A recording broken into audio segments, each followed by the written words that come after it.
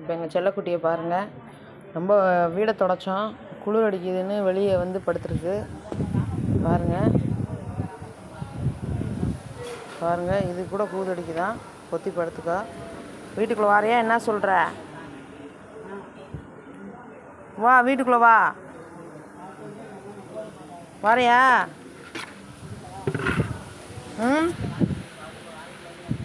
உள்ளே வந்து படு.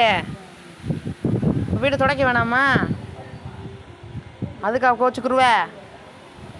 வா, வீட்டுக்குள்ளே வா, வா, வானே, வா, உள்ள வாழ, வா, வா. ஆ, வா வா. ஆ, ம்.